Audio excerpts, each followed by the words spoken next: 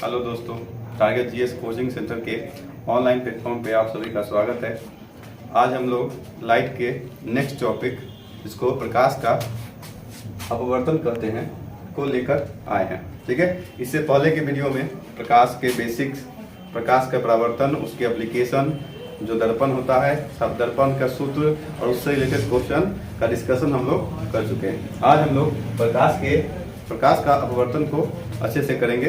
ठीक है, तो देखिए क्या होता है। पहला प्रॉपर्टी तो हम लोग पढ़ चुके हैं, प्रकाश का परावर्तन। अपवर्तन क्या होता है? तो जब प्रकाश की किरणें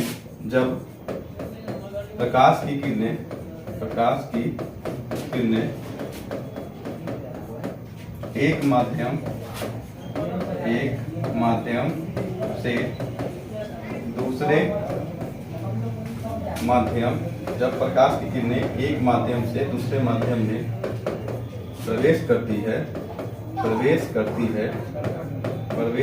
है तो वह अपने पथ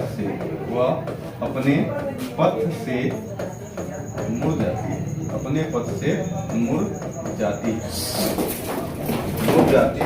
है। इस घटना को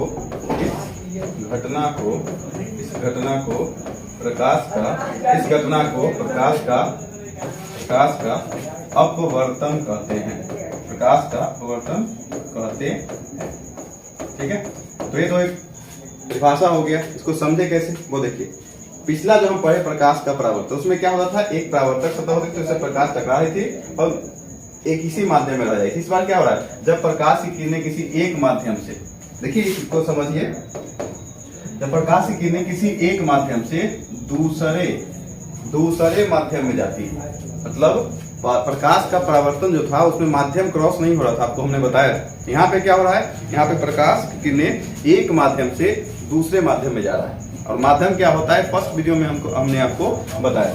तो जब प्रकाश की किरणें एक माध्यम से दूसरे माध्यम में जाती है, प्रवेश करती है, तो क्या होता है, वो अपने पथ से क्या हो जाता है, मुड़ जाता है या विचलित हो जाता है। लिख सकते हैं, विचलित हो जाती है। इस घटना को प्रकाश का अपवर्तन कहते हैं। जैसे देख लीजिए, मान लीजिए एक कोई माध्यम, ऊपर में कुछ माध्यम वन मान लेते हैं। यहाँ पे कुछ होगा, माध्यम मतलब क्या होता है, जल हो गया, वायु हो गया, निर्वात हो गया, जल हो गया, वायु हो गया, निर्वात हो गया। ठीक है, इन सभी चीजों को माध्यम होते हैं। डायमंड भी एक माध्यम हो गया, तेल भी एक माध्यम हो गया। ठीक है, तो मान लेते हैं एक माध्यम 1 है और ये जो है हमारा माध्यम 2 है। ठीक है, तो जब प्रकाश की किरणें एक माध्यम, मान लीजिए प्रकाश की किरणें ऐसे जा रही थी इस माध्यम से, तो क्या होता, ये इसको सीधा चला जाना चाहिए था, इस पाथ पे, इसको इस पाथ पे सीधा चला जाना चाहिए था। लेकिन क्या होता है, ये अपने पथ से या तो इधर विचलित हो जाएगी या फिर इधर विचलित हो जाएगी। अब वो डिपेंड करता है कि किस माध्यम से किस माध्यम में जा रहा है, माध्यम का कंडीशन क्या है। ठीक है, उसको आगे देखते हैं। हमको बस यहाँ सिंपल सा समझना है कि प्रकाश का अपवर्तन होता क्या है। तो जब प्रकाश की किरणें एक माध्यम से दूसरे माध्यम में गई, ये क्या है हमारा, ये कोई माध्यम है, ये हमारा कोई माध्यम है। जैसे बोल दिए कि हवा से गया पानी में, पानी है इसमें, मान लीजिए हवा है, तो हवा पानी में गया था, एक परत बनेगा दोनों के बीच में। ठीक है, तो ये माध्यम 1 है, ये माध्यम 2। तो यहाँ से जब कोई प्रकाश की किरण जाएगा तो सीधे रास्ता पर नहीं जाके उसका पाथ क्या हो जाएगा, या तो इधर घूम जाएगी या इधर आ जाएगी। इसी घटना को प्रकाश का अपवर्तन करते हैं। तो मुझे लगता है कि आपको क्लियर हो गया होगा, तो आगे बढ़ते हैं।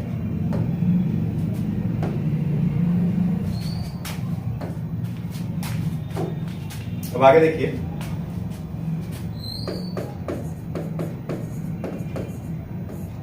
विभिन्न माध्यमों में प्रकाश की चाल, ये वाली चीजें हमने देख लिया। ठीक है, अब देखिए ये वाली चीजें हमने देख लिया। जैसे हमने लिखा था कि हवा में या स्लैश डाल दीजिए तो निर्वात में प्रकाश की चाल सबसे अधिक होती है। वो कितना होता है, 3 × 10⁸ मीटर पर सेकेंड। ठीक है, कांच में, पानी में देखे तो पानी में कितना था, 2 × 2.5 × 10⁸ मीटर पर सेकेंड। उसी प्रकार से नेक्स्ट देखा जाए तो कांच में था 2 × 10⁸ मीटर पर सेकेंड। इसी प्रकार से अन्य माध्यमों में भी प्रकाश की चाल होती है। ये सब आपको याद रखना होता है। अब देखिए प्रकाश की चाल हर एक माध्यम में भिन्न भिन्न कैसे होता है, इसको समझेंगे और प्रकाश के अपवर्तन के कारण क्या क्या घटनाएं होती है और प्रकाश का अपवर्तन का एप्लीकेशन क्या क्या होता है वो हमको देखना है। तो पहले तो देखते हैं कि प्रकाश का अपवर्तन, प्रकाश का अपवर्तन हमने समझ लिया क्या होता है। जैसे मान लेते हैं एक डायग्राम अच्छा सा बनाते हैं और इसको पूरा समझने की कोशिश करते हैं। इसको हम लोग क्या बोलते हैं, इसको अभिलंब बोलते हैं। प्रकाश की अपवर्तन के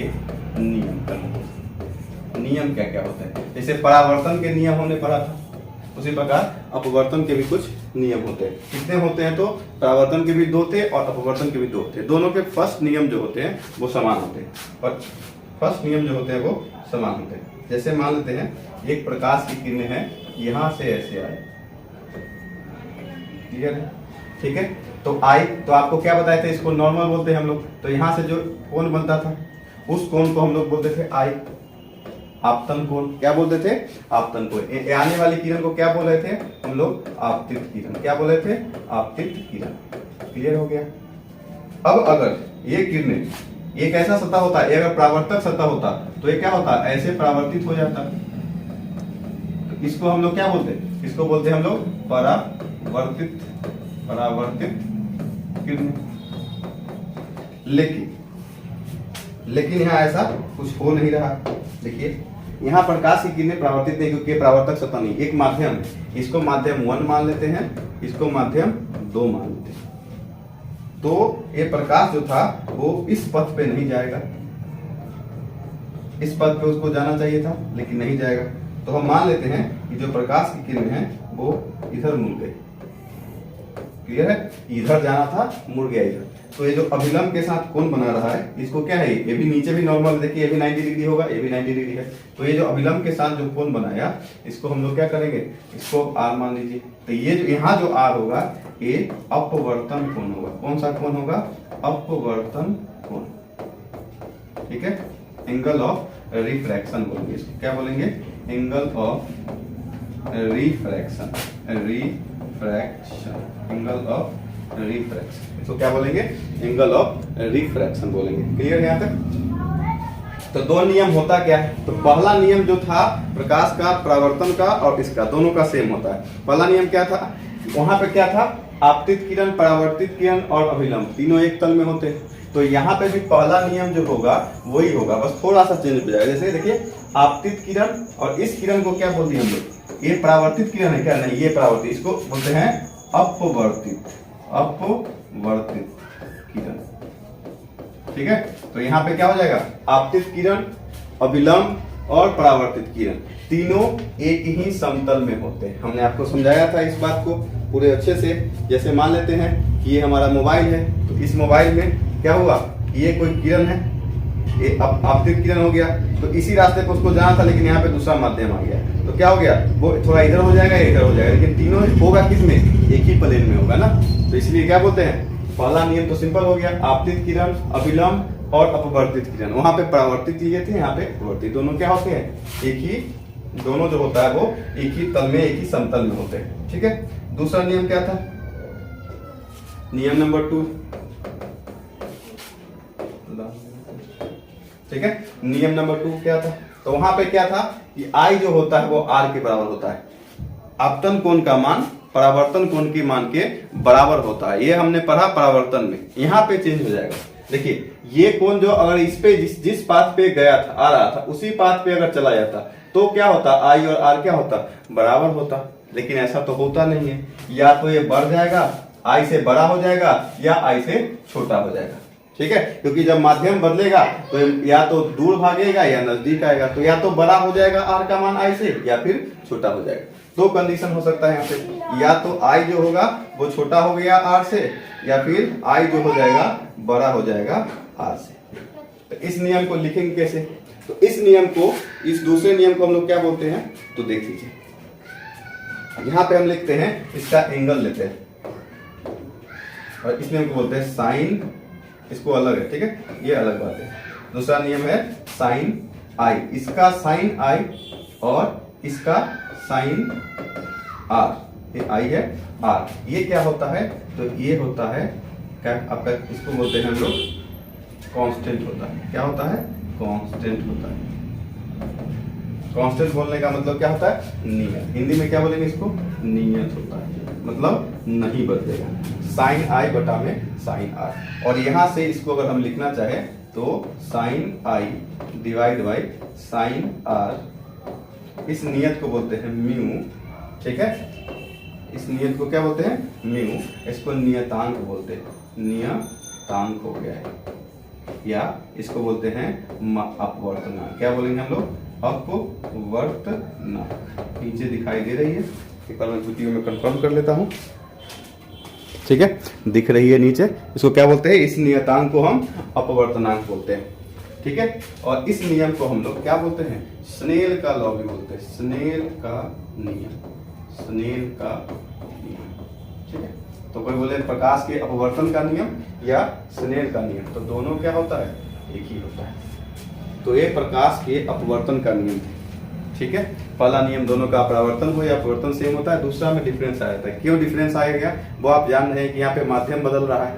जब माध्यम बदल रहा है तब क्या होगा, ये जो होगा आपतित किरण जो होगा वो विचलित होगा, और जब विचलित हो जाएगा तो क्या हो जाएगा, आई आर के बराबर नहीं रहेगा। तो इसलिए यहाँ पे दूसरा नियम अलग हो जाता है। यहाँ पे इसका क्या होता है, एंगल बराबर होता है, एंगल का जो अनुपात होता है वो नियतांक होता है, मतलब हमेशा एक वैल्यू आएगा, और उस नियतांक को हम लोग क्या बोलते हैं, अपवर्तनांक बोलते हैं।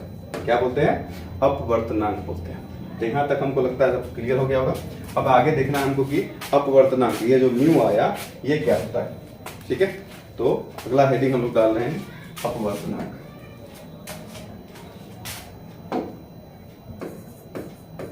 अपवर्तनांक, ठीक है, इसको सूचित किससे करते हैं, म्यू से, ठीक है। अपवर्तनांक क्या होता है और ये क्यों नियत होता है। जब इसका साइन आई बटे sine i equal to mu जो होता है, इसको पढ़ते क्या है, इसको म्यू पढ़ते हैं, म्यू, ठीक है। क्यों होता है ये और क्या है, क्या दर्शा रहा है वो देखते हैं। तो देखिए, जैसे एक जल ले और एक तरफ हम ले लेते हैं, जैसे क्या शहद ले लेते हैं। तो जल और शहद दोनों में किसमें किसका घनत्व ज्यादा है, शहद का घनत्व ज्यादा है। तो अगर शहद का घनत्व ज्यादा है मतलब क्या है, उसके जो मॉलिक्यूल है वो आसपास में ज्यादा है। मतलब अगर दोनों से अगर प्रकाश की किरणें को हम पास कराते हैं, जल से भी और शहद से भी, या इससे भी अच्छा है, यहाँ पर सुनिए, वायु ले लेते हैं और जल लेते हैं, दोनों से अगर प्रकाश की किरणें को पास कराते हैं तो आपको क्या लगता है, प्रकाश की किरणें किस में तेजी से चलेगा, तो प्रकाश की किरणें तेजी से किस में चलेगा, वायु में, क्योंकि वायु में उसको अवरोध कम उत्पन्न होगा, तो इसलिए वायु में जल्दी से आएगा। और जल में वायु के कंपेरिजन में कम होगा। आपको बताए थे वायु में स्पीड कितना होता है, 3 × 10⁸ मीटर पर सेकेंड, और जल में कितना होता है, 2.25 × 10⁸ मीटर पर सेकेंड। तो अपवर्तनांक क्या दर्शाता है कि किसी माध्यम में प्रकाश की चाल दूसरे माध्यम की अपेक्षा में कितना तेज या धीमा चलता है। फिर से समझ में आ गया आपको, एक बार बोल रहा हूं, अपवर्तनांक क्या सूचित करता है, क्या दर्शाता है कि एक माध्यम की तुलना में दूसरे माध्यम में, एक माध्यम की तुलना में दूसरे माध्यम में प्रकाश की चाल कितना तीव्र या धीमी है, इसी को हम अपवर्तनांक कहते हैं, ठीक है। याद हो गया। एक और टर्म होता है निरपेक्ष अपवर्तनांक। क्या होता है, ऐसे इसको समझने से पहले एक चीज देख लेते हैं।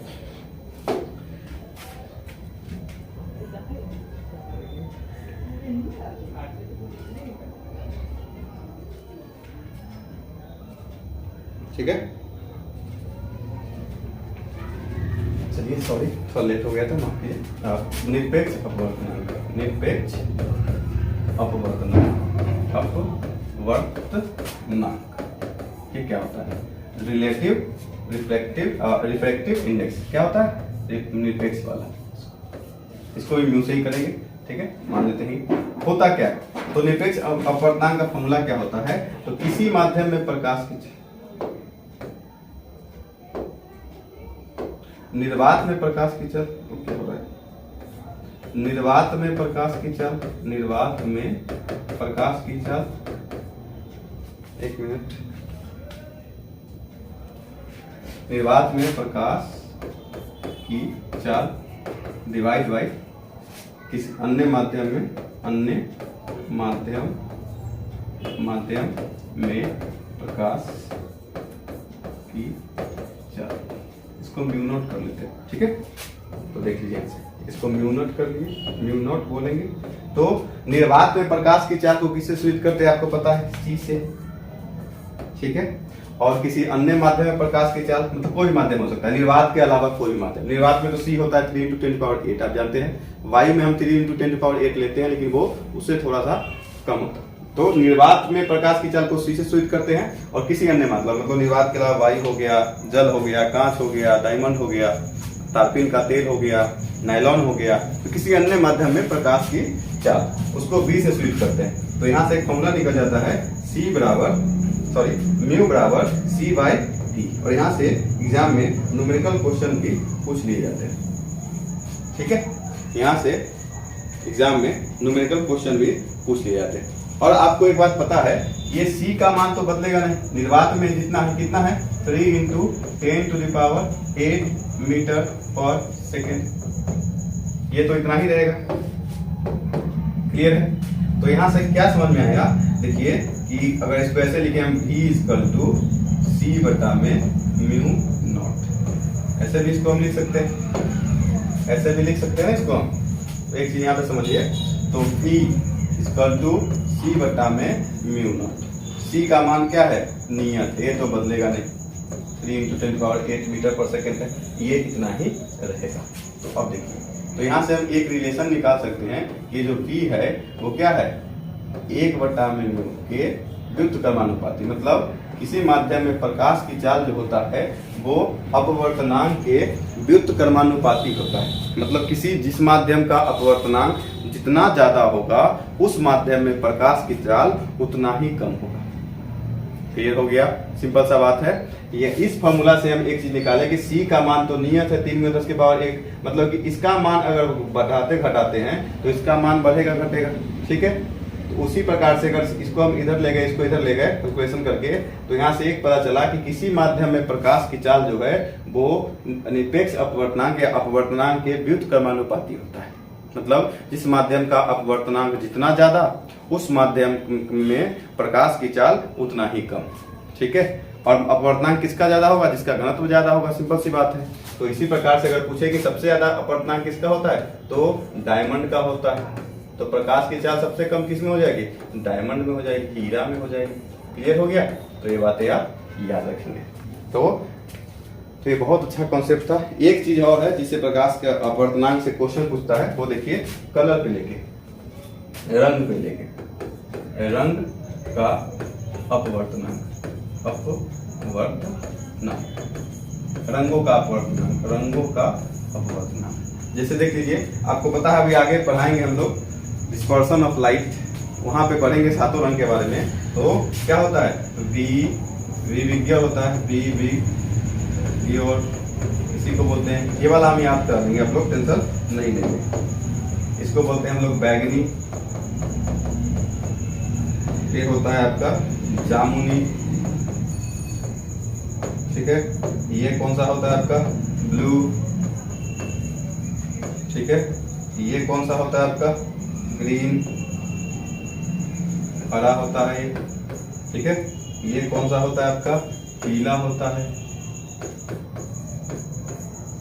ये कौन सा होता है आपका, ऑरेंज मतलब नारंगी होता है। और ये कौन सा होता है, ये होता है लाल, ठीक है। इसको बोलते हैं, नीचे से ऊपर पढ़ते हैं, बोलते हैं विविज्ञ। क्या बोलते हैं, विविज्ञ, ठीक है। इतना बात याद रहेगा। इसको क्या बोलते हैं, विविज्ञ, VIVGYOR,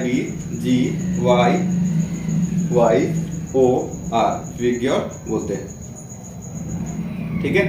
यहां से क्या याद रखना, देखिए आप पढ़ेंगे कि नीचे जाने पर जैसे जैसे जाते हैं तो क्या होता है, तरंग धैर्य, यह पढ़ाएंगे अच्छे से, अभी आप समझ लीजिए क्योंकि यहाँ पे आया समझाते हैं। तरंग धैर्य का मान क्या होता है, घटता। जैसे अगर क्वेश्चन पूछे कि सबसे अधिक किस रंग का तरंग धैर्य होता है, तरंग धैर्य मतलब जो दूर से दिखे, तो सबसे दूर से कौन दिखेगा, लाल का सबसे ज्यादा होता है। और बैगनी का क्या होता है, सबसे कम होता है, लाल का सबसे ज्यादा होता है और बैगनी का सबसे कम होता है।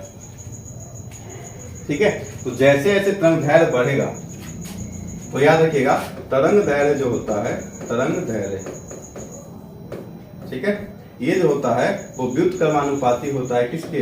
अपवर्तनांक के, अपवर्तनांक के। मतलब यहां से एक फॉर्मूला निकला कि जिसका तरंग दैर्घ्य जितना ज्यादा उसका अपवर्तनांक उतना कम।